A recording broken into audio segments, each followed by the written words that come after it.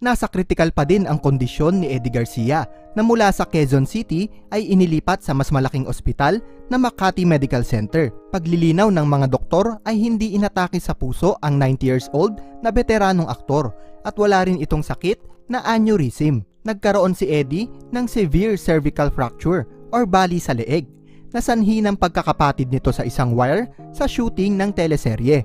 Kasalukuyang nasa ICU si Eddie Garcia at nakakabit sa kanya ang isang life support machine at hanggang sa ngayon ay under observation pa din.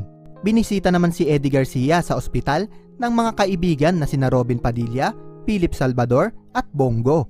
Makikita sa mukha ni Robin na maluha-luha na ito nang makita ang kalagayan ng kaibigan dahil ayon sa mga doktor ay nasa deep sleep pa din ang veteranong aktor at hanggang sa ngayon ay hindi pa nagkakaroon ng malay. Naawa naman sina Philip Salvador at Bongo sa kalagayan ni Manoy. Minsan ding nakasama ni Robin at Philip sa pelikula si Eddie Garcia noong malakas pa ito. Usap-usapan naman sa social media ang kapabayaan ng production team ng naturang teleserye dahil bukod sa physically demanding ang role na ibinigay kay Manoy ay tirik na tirik pa ang araw ng mag-taping ito. Pinag-aaralan na din ng GMA kung may pagkukulang nga ba sa part ng mga namamahala sa naturang teleserye.